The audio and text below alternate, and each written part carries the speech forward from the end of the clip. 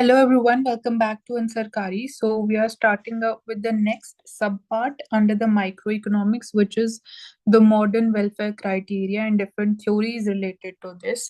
So under this, we have the first one, which is related to Pareto optimality, or we also call it to be Pareto optimum. So this is in this modern welfare criteria determination theories, we are talking about what are different ways and ideas that have been postulated so as to maximize the social welfare. So in that we we can subdivide this into the allocation, what can be the best method of allocation and reallocation of the factors of production, which is land, labor, capital, and entrepreneurship. And the second would be the allocation of the final goods which are produced. So, allocation of commodities in the society. So, it can be also said that income distribution.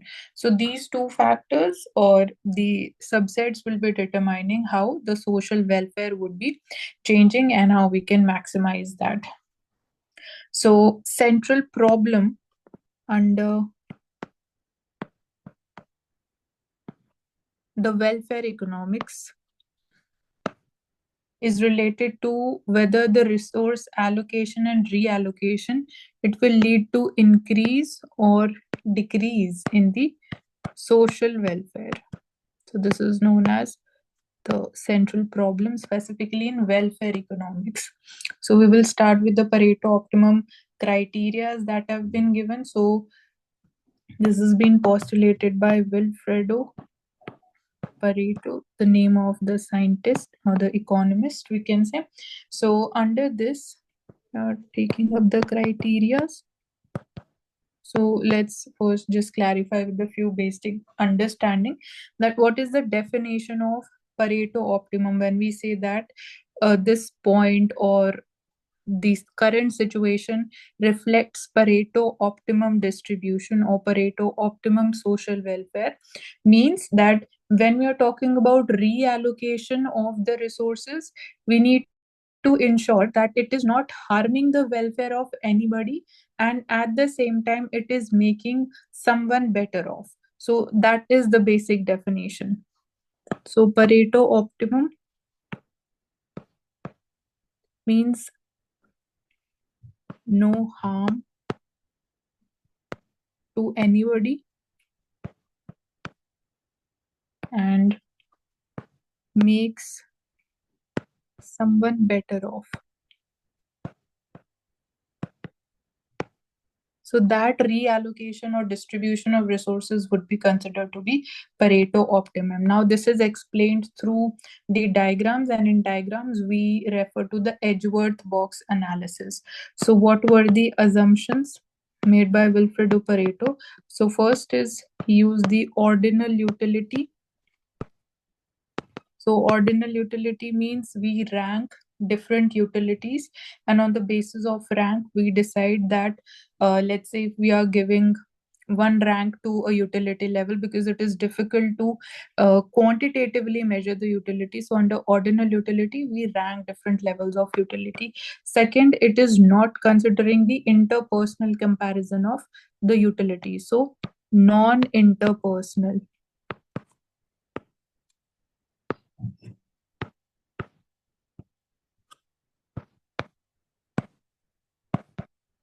Non-interpersonal comparison of utilities, and also no value judgments are a part of it.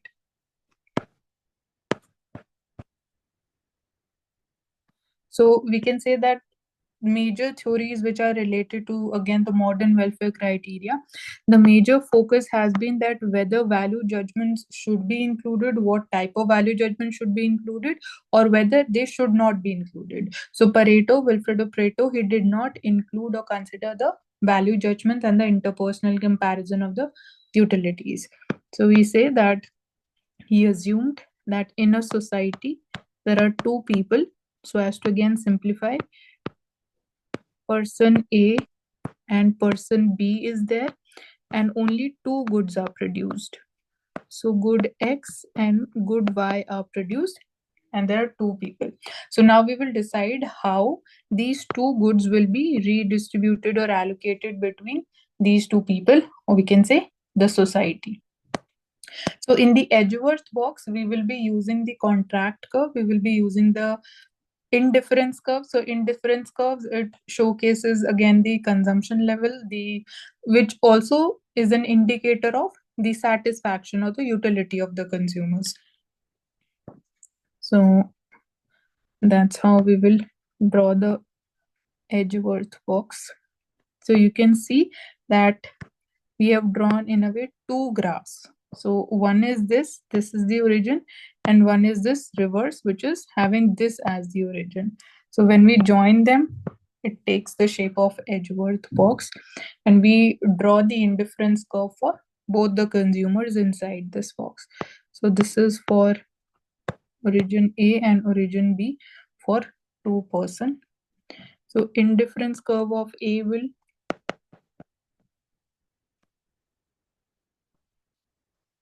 take this shape,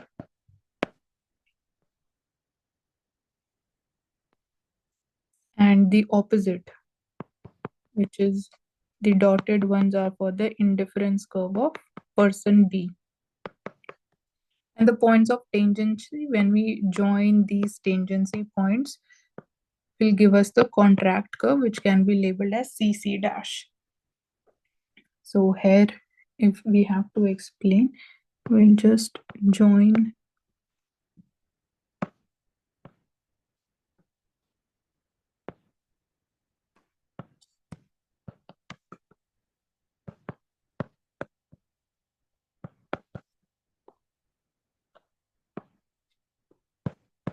So since we are having only two goods, so this particular section, which is the x-axis representing commodity X, similarly here also it is commodity X. On y-axis we have commodity Y.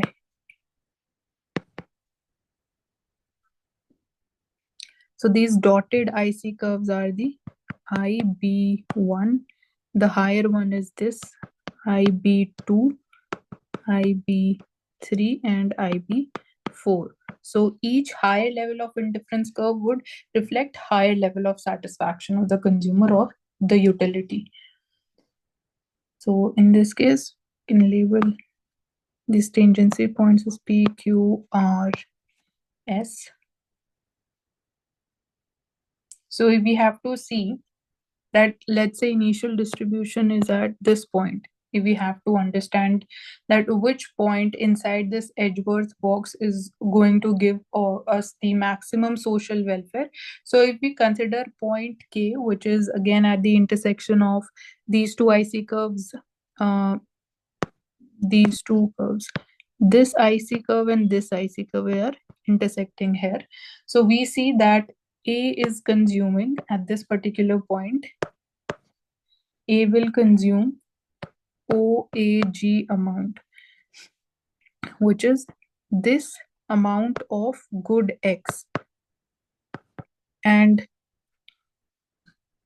what this amount of good Y would be consumed. So we can say OAD of commodity Y would be consumed by consumer A.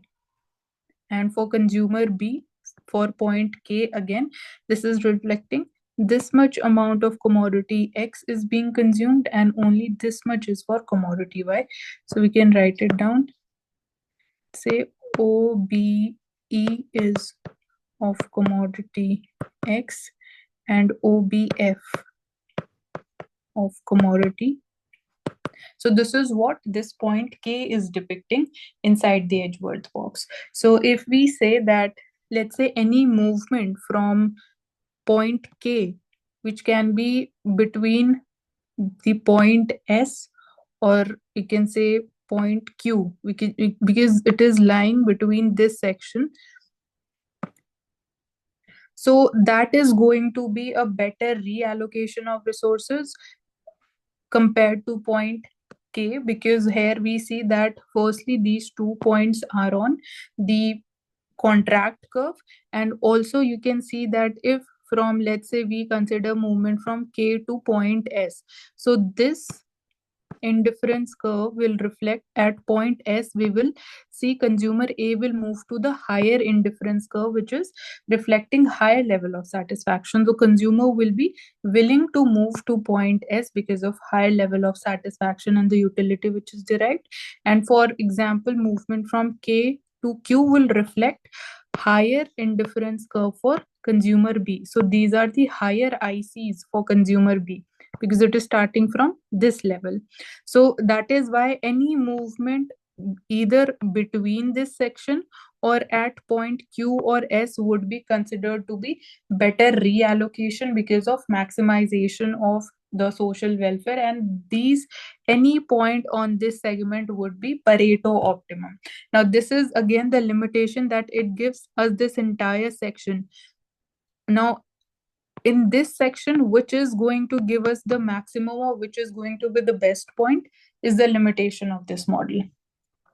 So the contract curve, it is also known as the conflict curve also. So that is just a fact. Now another factor within again Pareto optimum is the utility possibility curve.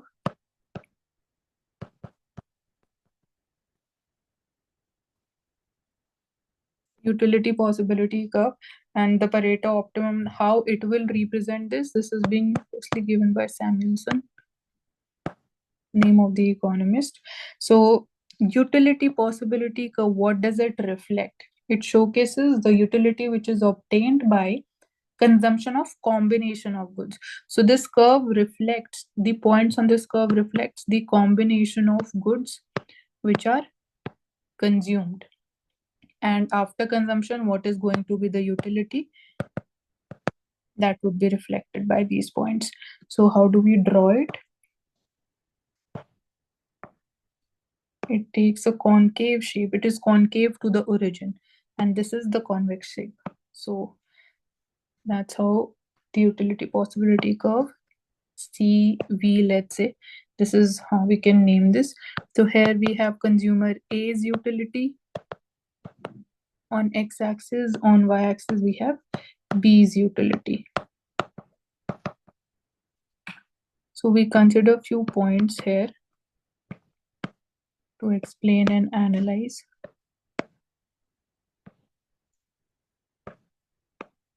So we start from point Q, which is inside this utility possibility curve. So it is said that Samuelson stated any movement from Q to R to D or from Q to S will reflect Pareto optimum points, which means these 3 points reflects all the conditions related to Pareto optimum. How? In Pareto optimum, when we were going through the definition, we stated that no consumer or nobody should be harmed, and it should also ensure that the few people, they are getting benefit out of that distribution of resources. So from, for example, movement from point Q to R, you can see that on x-axis A's utility is not changing because it is a vertical movement.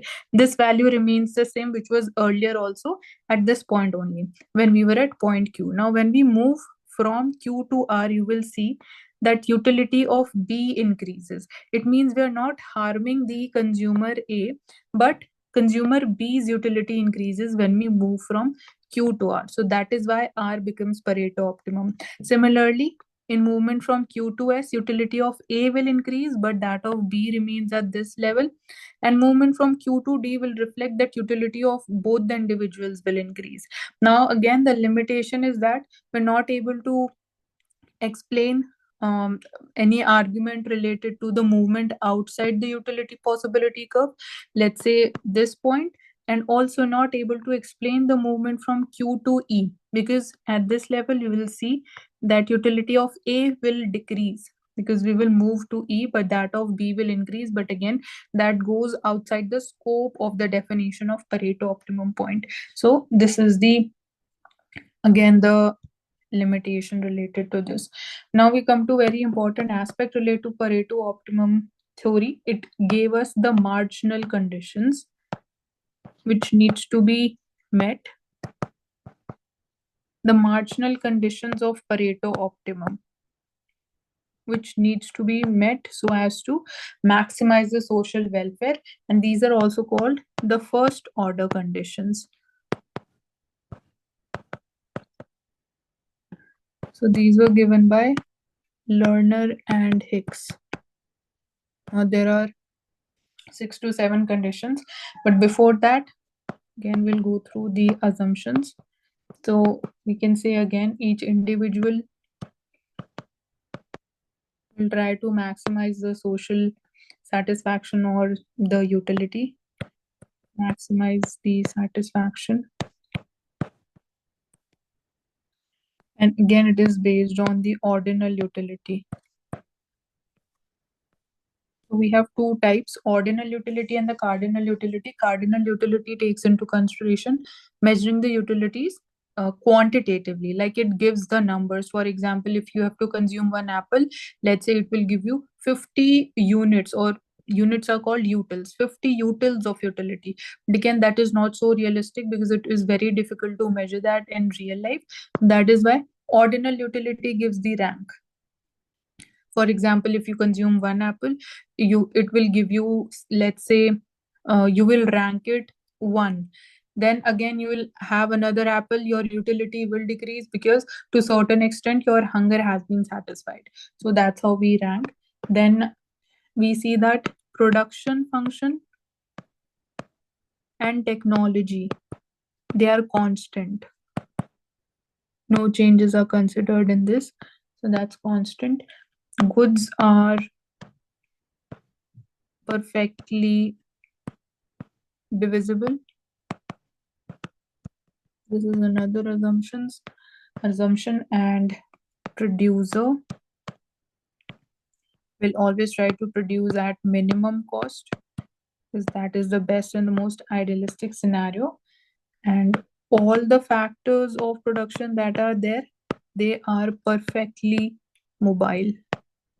They can move freely, there are no restrictions on the movement. So these first order conditions, will be starting with them.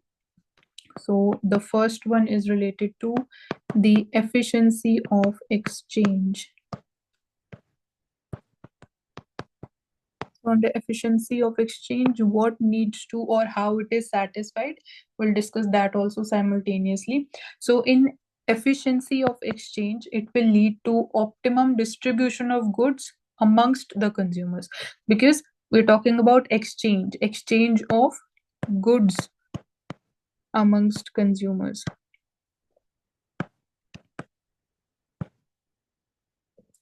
Now, when we talk about consumers, so graphically we have the marginal rate of substitution. This is the slope of indifference curve. Slope of IC indifference curve.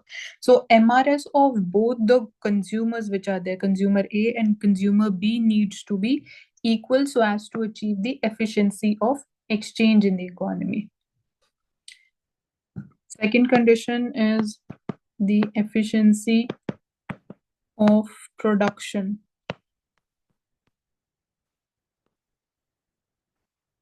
So under this, we mean that there is optimum allocation of factors of production between the firms, two firms that we assumed. So this would be met, or we say that for this MRTS, which is the marginal rate of technical substitution of the factors of production, is same for the firms. For both the firms, MRTS needs to be equal. Then we say that efficiency of production is achieved. Now here we again can represent it through the Edgeworth box again. This is for OB, OA is the origin. Now, since it is between the factors of production, so two factors are considered, labor and let's say capital, represented on y-axis.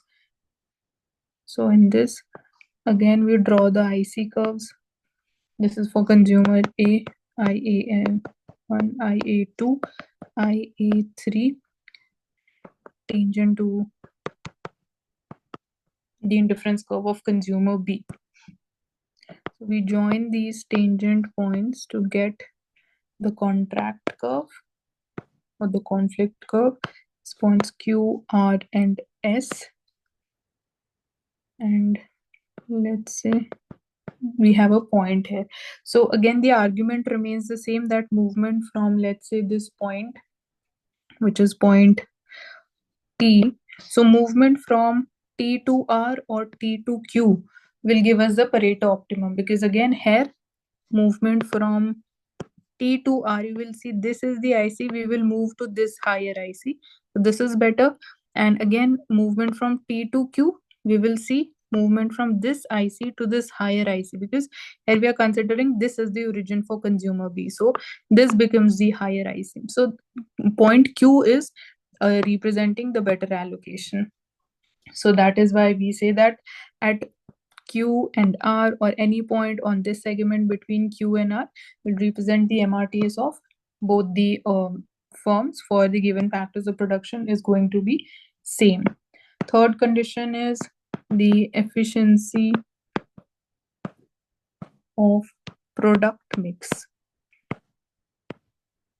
This is also known as allocative efficiency. So we are talking about different types of efficiencies, and all these conditions need to be met at the same time to achieve the Pareto optimality. Now, this efficiency of product mix or allocative efficiency will ensure that we are moving in the optimum direction of production. How firm will ensure that what level of production or how much needs to be produced. So optimum direction of production is ensured through this. Now, how this is going to be met mathematically, what condition needs to be fulfilled here is, firstly, production, if that is happening in sync with the consumer preferences. This is one thing which will ensure. For that, we will mathematically check that MRS, that is marginal rate of substitution, which is again given by the ICs, marginal rate of substitution of consumers. It is always of consumers. It should be equal to the MRT of community. MRT is the marginal rate of transformation. So T stands for transformation. And in this case, we represent this graphically. So on x-axis, we have commodity X. Y-axis, we have commodity Y. We draw the transformation curve of the society, which is this AB curve. We have the indifference curve of the consumers. So this is IC1, this is IC2, this is IC3. You can see tangency at point R, and we see that slope is equal. So this tangent point line, let's say P dash, represents that the slope of the transformation curve AB is equal, or it is same as the slope of this IC curve 2. So IC curve slope is MRS, and the slope of this transformation curve is MRT. So here we had to equalize both of these, which are represented by point R in this graph, you can say. So in this case, if we have to explain, let's say if we are at point S, so how we can say that which out of these 2 points, point S or point R, which is better? So at S, you can see that the slope of these two curves is not equal. You can see that the slope of the indifference curve is greater than the slope of the transformation curve. So we say MRS is greater than the MRT at S, and we need to equalize them. So for that, you'll see that consumption of commodity Y had to be reduced so that we reach point R, where we are able to equalize the marginal rate of substitution and the marginal rate of transformation of the community at this point. Because when we only like reduce it for Y and increase the consumption of X, we will say the Pareto optimality condition has been fulfilled here. Now, another fourth condition is optimum degree of specialization. Now, this will ensure that we are at the optimum level of output of each good that is, or each commodity being produced.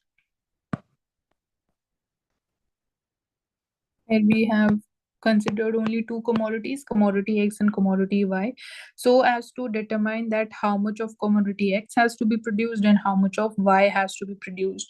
So for this, we say that marginal rate of transformation of XY goods of two products being produced by the firms of all firms, two products of all. It means that margin rate of transformation of both the goods for all the firms which are working in the industry, that needs to be same. So this is the condition. And another one, fifth condition, is the optimum factor product mix. Factor and product mix, or you can say the relationship between them, factors of production and the product being produced. So for this, we see that marginal rate of transformation of the factors which are being employed and the product to be equal. So that again, we are at the maximum point of social welfare. Now, what do we mean by MRT of factor into a product? Because that is what is being considered here. So it means that how many units of, for example, a product is being produced by additional unit of a factor. So in a way, we're talking about again the marginal productivity here, but it is between the factor and the product being produced. So how many units of factor needs to be employed so as to increase one additional unit of the product is the meaning of this particular phrase. Sixth condition is the optimum allocation of factors time. Time is important, and time has to be divided between leisure and work. So work, you can also say the money. So for this, again, the MRS, which is margin rate of substitution between leisure and income, needs to be equal to the margin rate of transformation between product and the factors time. So again, MRT is given by the transformation curve, and MRS is given by the indifference curve and the slope. So it is going to be equal at the tangency points of these two curves. Seventh, the last condition is the intertemporal optimum allocation of money assets.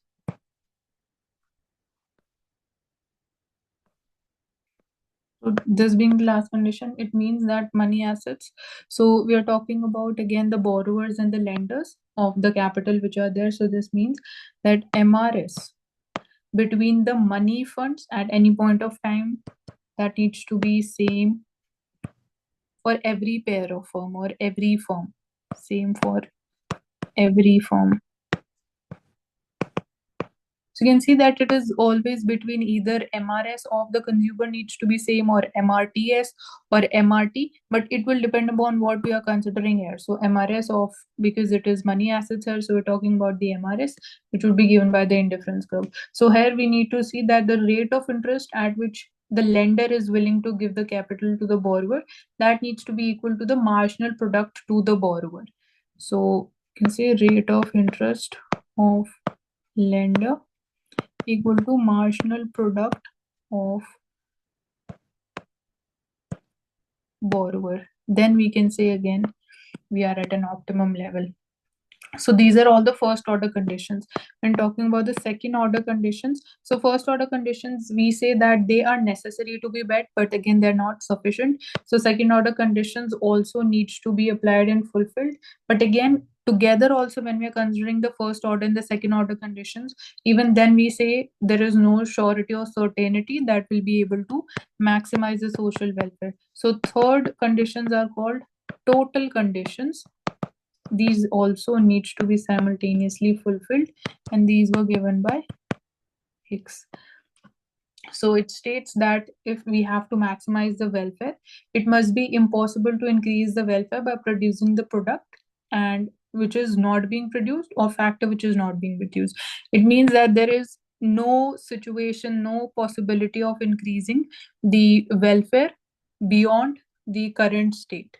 Like, be it, if we say that a product combo is being produced, if we bring in third product or innovate something, and even after that we are also not able to increase the welfare, then that is also one factor of saying that this is one of the total conditions. And if we employ another new factor, even then also if we are not able to increase the social welfare, it means the total condition, or we can say the upper threshold or the saturation, is being met, and we can't further increase the social welfare. So that would be an indicator of achieving the maximum social welfare in the society. So these are, we can say, all the scenarios and the conditions which needs to be met, and this is all related to the Pareto optimum theory, which was proposed by Wilfredo Pareto. So thank you so much for joining us on Ansarkari, and stay tuned for the further detailed sessions on our topic of modern welfare criteria.